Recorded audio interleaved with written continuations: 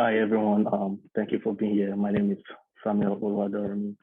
I'm the grad assistant for the Maverick Diversity Institute.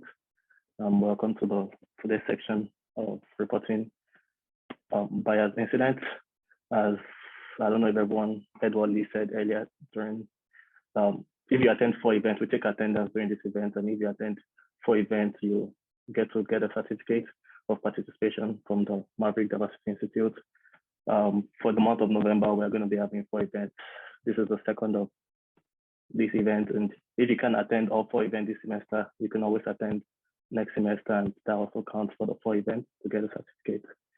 Today we have with us Linda Alvarez and Kenneth Reed from the BISA team. They're going to be talking to us about reporting bias incidents. Without further ado, I'm going to give it over to Linda and Reed. All right, good afternoon, everybody. Can you all hear me okay? Okay, I see thumbs up, heads nodding, awesome. So Kenneth is gonna pull up, we have a little bit of a presentation here. And while he's doing that, which I think there's an issue, let me know if you need me to try and pull it up too, Kenneth. My name is Linda Alvarez. I'm the director for the Office of Equal Opportunity in Title IX. And our office serves the entire campus, and I am one of the co-conveners with the Bias Incident Support and Advisory team, along with Kenneth. Hello, everyone. My name is Kenneth Reed. I serve as the Director of African American Affairs and the co-convener of the Bias Incident Support Advisory team as well. There we go.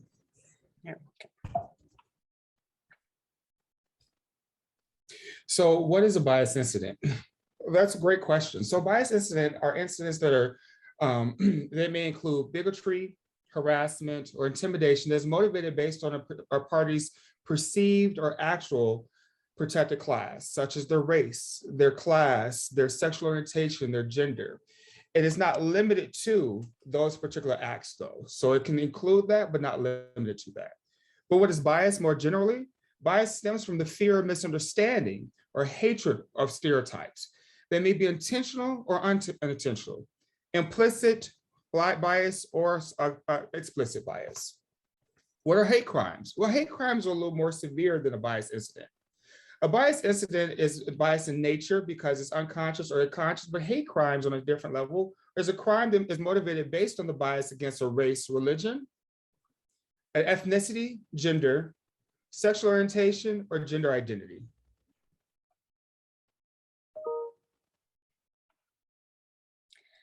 So the group that's been formed is to continue to do the work that's already been going on for some time. So even though the BISA team is new as a formal body, the work of addressing bias incidents, supporting individuals has been going on for some time. This is more of a concerted effort so that behind the scenes, we're connecting the dots. We're able to connect individuals to the appropriate resources and provide the appropriate support. And making sure that, there's a team of us who can, respond to situations as opposed to it only landing in 1 or 2 offices and we're not really connected. So when there is a bias incident that occurs, our team convenes and Kenneth or I kind of initiate that meeting to discuss and review what's happened. What do we know about the situation? What do we know about the incident? Depending on what we know about the scenario, the situation that has occurred, or other things like persons impacted, then we may also have additional members from our group. So within our bias protocol, which is on our website, we have listed there who are members of these. So we have individuals from student affairs, from diversity, equity, and inclusion. We have student representatives as well as academic representatives through our deans and faculty. So we would convene the additional team members to talk more specifically about, support, response, etc. If we have, for example, I think we're ahead one slide, Kenneth. If we have, for example, student activities issue going on or something related to a student organization, then we might have that we would have that person from the student activities representative be a part of that conversation of addressing that issue. And that's how we would respond to those incidents or kind of coming in, reports that are coming in. As a team, we would also be looking at meeting a couple times a semester to discuss more broadly policies, procedures, more of the systemic things that we're seeing, so that we can look at, how did our team do as far as a response? What were some things that we learned? What are some things that we need to maybe do on our end as far as, clarification or providing more resources or whatever it might be, but also, are there some broader or systemic issues that we need to, bring forward to leadership? And again, that's just a very broad overview of the work of our team. We can move on to the next one.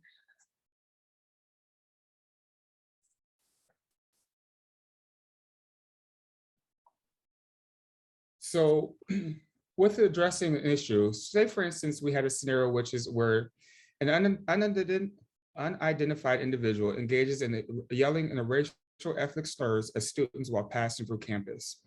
And so with that being said, we received the incident from someone who has reported to someone directly.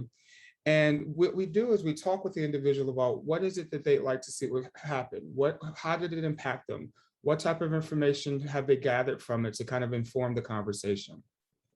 From there, based on the information, we would refer it to the appropriate offices that are already in existence around our campus.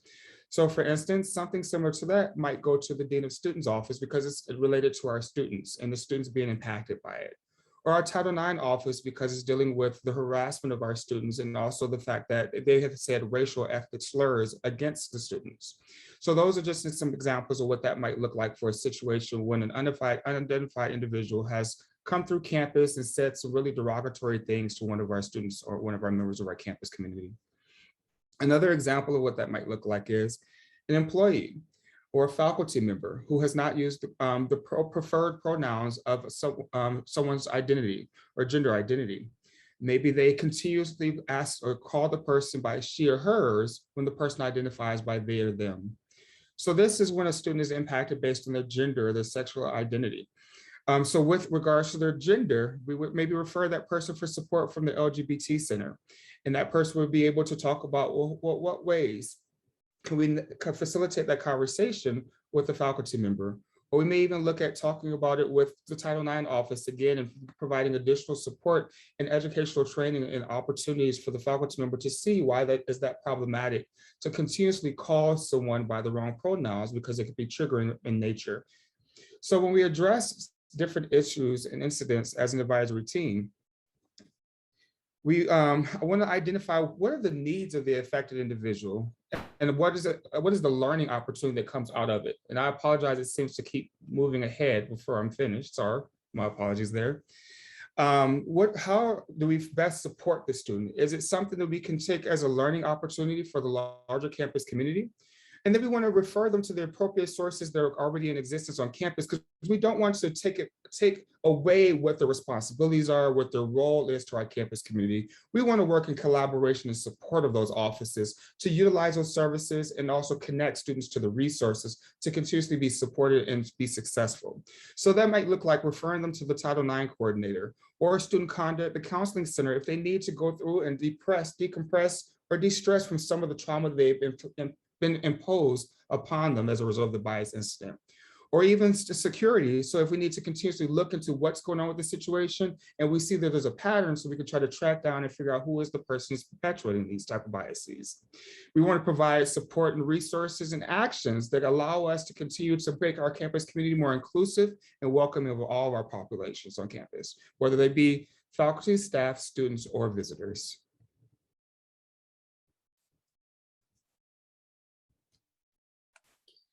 So as Kenneth, gave some scenarios as part of that process, there's a more in-depth process that happens when we get a situation to really evaluate, is there anything immediate? Is there an immediate concern that we need to address?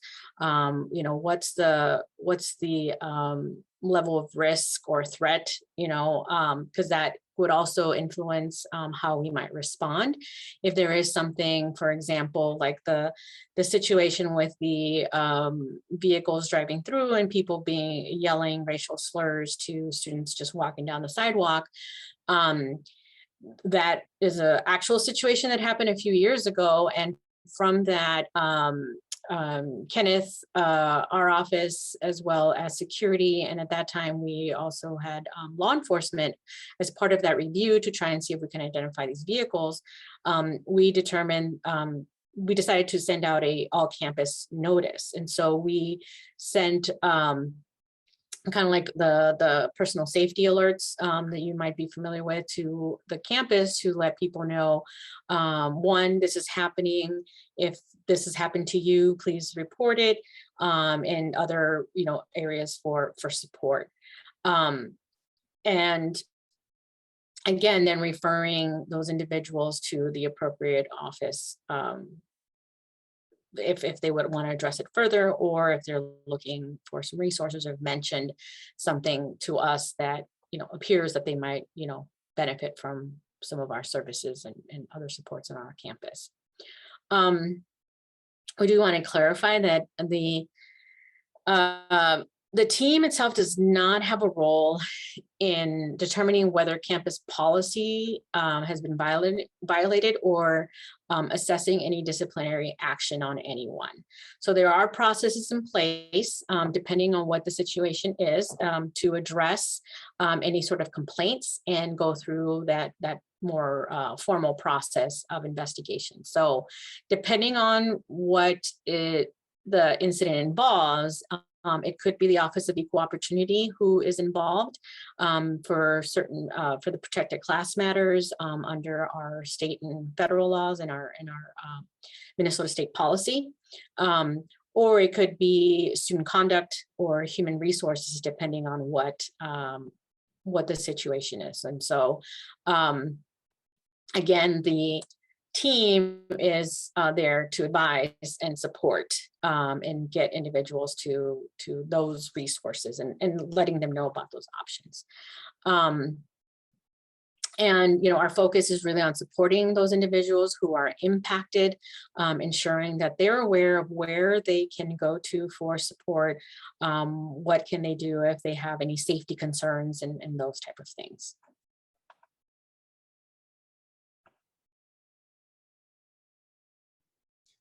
How can you report an incident that has been inflicted either on you or you serve as a third-party witness? One way is by visiting the website for the Bias Incident Support Advisory Team, which is www.mnsu.edu/bias reporting. Another way is talking with any of the members of the Bias or BISA team, which will also be listed on the website, or talking with a trusted campus resource who can assist them with reporting. In addition to these three options, we also have a BISA email address that we can receive emails through, which is bisa@mnsu.edu. And when we visit the website, you'll see there's a reporting form to go ahead and submit a report through the online form. And we invite you. We invite you. Why does it keep skipping ahead? I apologize. Bear with me a second. There we are. Okay. So we invite you to learn more about the BISA team by visiting the BISA website, which is the BISA mnsu.edu/bias reporting, where you can see the entire BISA team protocol as far as what are our steps, what policies exist currently, the ways that we will support individuals, etc., as well as contacting a member of the BISA team, as well as Linda or myself, utilizing the campus resources which are located on the website. And there's some great tips that are available through the facts portion of the website to allow you to best gather information to help us in being successful in supporting an individual, such as how to collect data or how to collect pictures or things like that, while at the same time not putting yourself at risk. So with that being said, I think we'll take a quick look over at the BISA website so we could take a look at some of the resources that are available to us. So again, it's mnsu.edu/BISA. And when you get to the site, it'll look like this. You can click on meet members of the team protocol. When you scroll down to the bottom, you can actually view the entire team protocol. You learn more about the existing policies that we have as an institution, as well as a state system, members of the team and their representative offices, the reporting structures and the advisory protocol, as well as the tracking of the trends, etc. We also have campus resources in the event that any of our students, faculty, staff, or guests need additional support beyond what is happening at the very moment. Again, we will connect students, faculty, and guests to those who are impacted to these various resources, but these resources can also refer students or individuals to the BISA team, such as campus security, dean of students, residential life, the counseling center, the multicultural center, veterans center, VARP, or the women's center.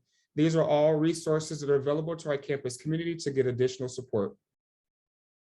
And then last but not least, to report a bias incident, whether you're on the main page and you want to report an incident here, or you're underneath our report incident, you will be taken to the form that will collect some information so you can report an incident. Please understand that you can either report with your own information or you can report anonymously if you're a little concerned about sharing who you are. We just want to know that you have a way to report, and we will support individuals through that reporting mechanism.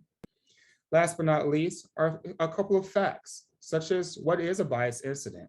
Learn more about the definition. What are protected classes that are considered under the bias incidents or bias-related incidents? They're located here from the Human Rights Act as well as the American Disabilities Act. And then tips for reporting a bias incident are located here, such as gathering and supporting documents, taking photos, recording video, getting the names of involved parties. And also we're sending that information over to either with the bias incident reporting form or over to security via the email, and saving all the documents to help us be successful in following up with individuals and looking more into the incident that's been shared with us. With that being said, I'll throw this link inside the chat for people so that way they can explore it more and see if there's any questions at this time for us.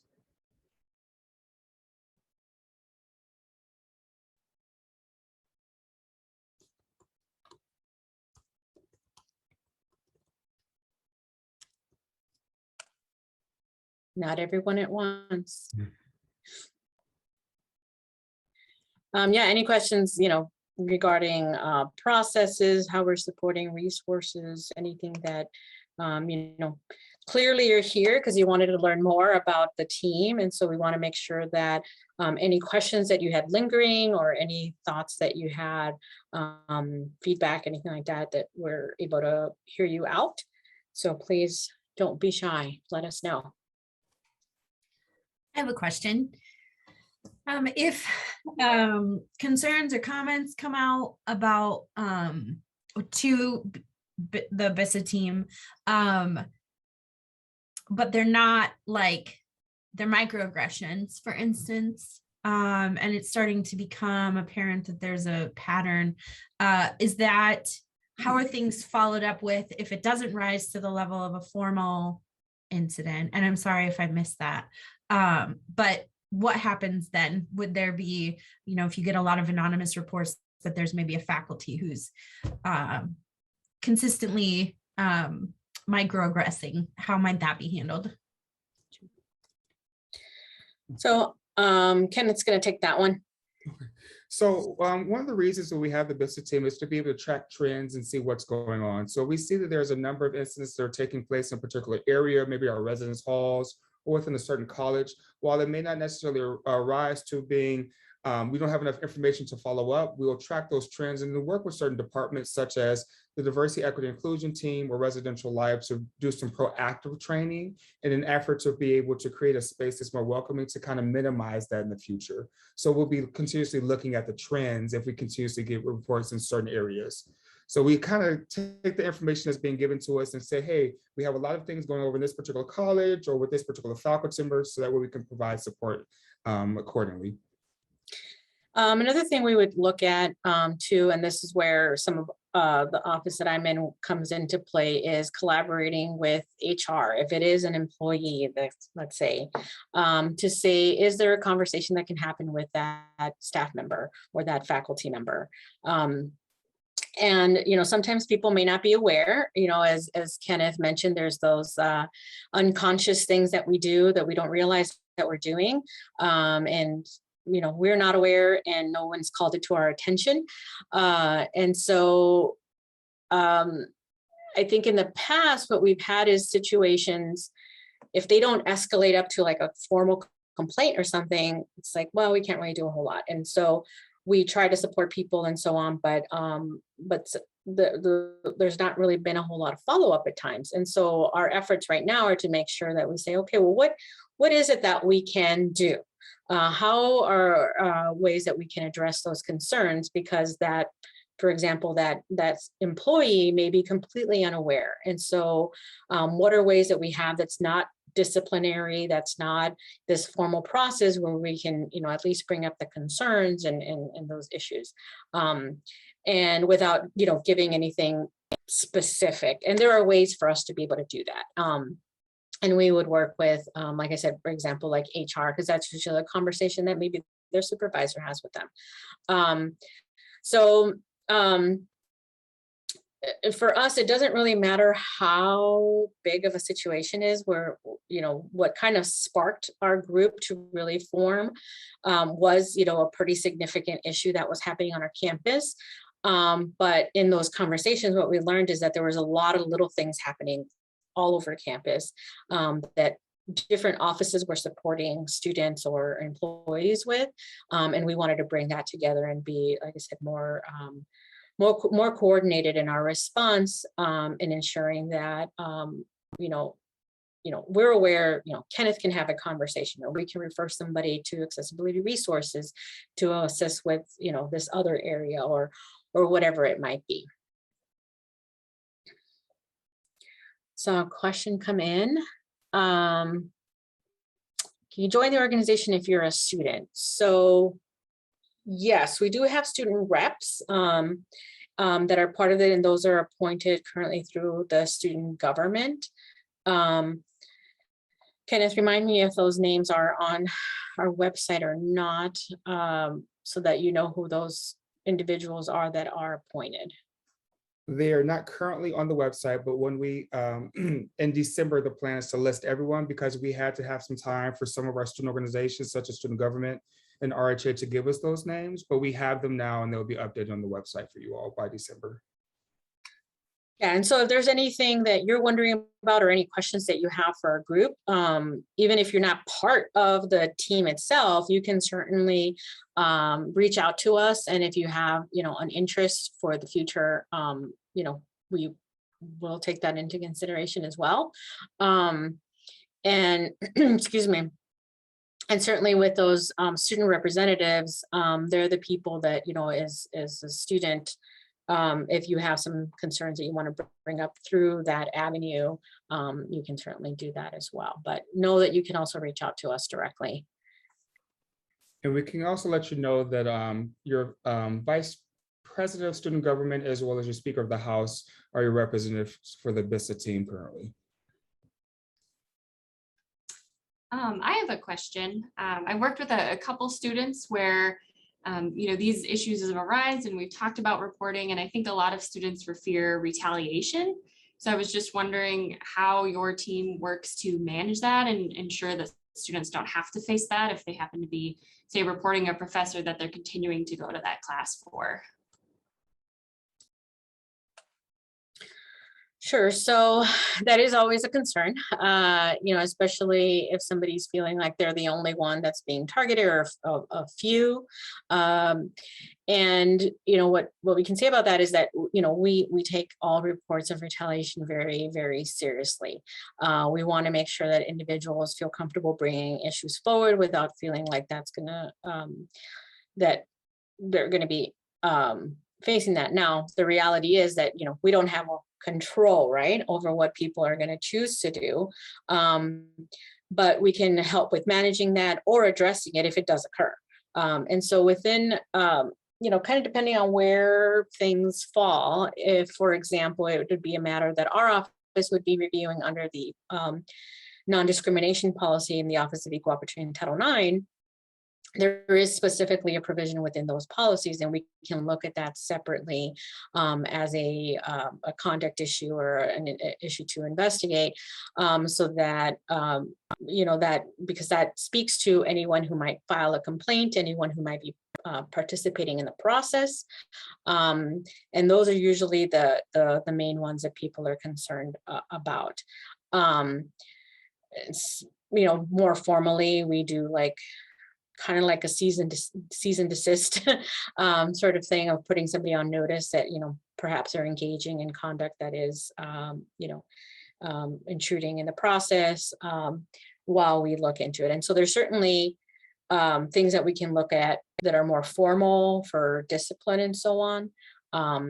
For that particular student dealing with that person in the moment in time, that's part of our review with the team, is to look at, what are those concerns and are there things that we can do to help mitigate that? So if a student really has a strong concern about a faculty member and they're in the middle of the semester and they want to do something about it, then we can kind of, as a team, kind of discuss that with our academic representatives on the team and figure out, is there a way for there to be, some support for that student. If grading is an issue, is, how severe is it, to kind of figure out what are some options that we might consider. So one of the things about these kinds of incidents is that they are very case by case. And what we do for one situation may be very different for another. And we also take into consideration what a person wants to see happen. So we're support and advisory for good reasons. We're not jumping into any particular action automatically, and really looking at what is that student or other community member looking for. Sometimes people don't really want to share their experience, but they just need that support. So what I mentioned right now is just kind of how we might approach that, but it could look, different depending on the situation. Thank you.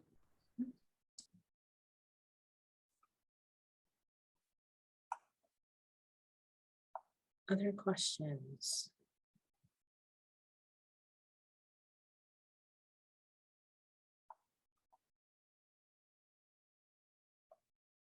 Not seeing any other questions in the chat, but I don't know if Liz, are you getting anything directly? Or Samuel? No, okay.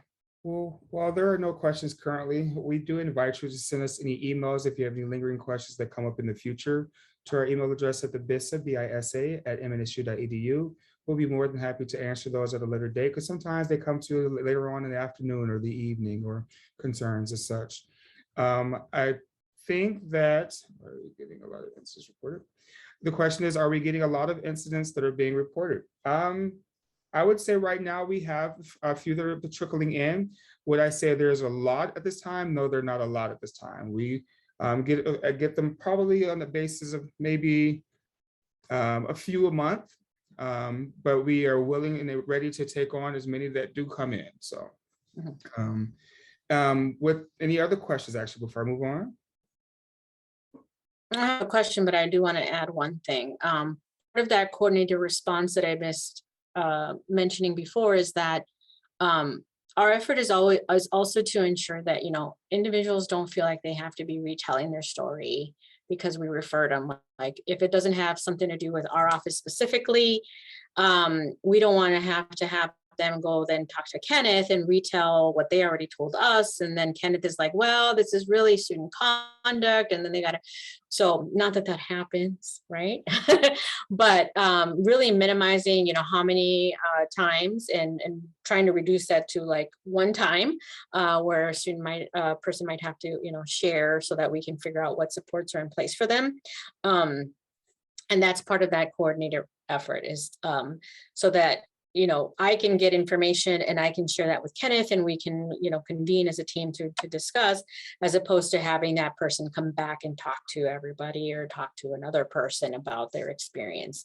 We're doing the legwork per se and trying to figure out best ways to address it, resources, etc. All right. Go ahead, Kenneth. Okay. So with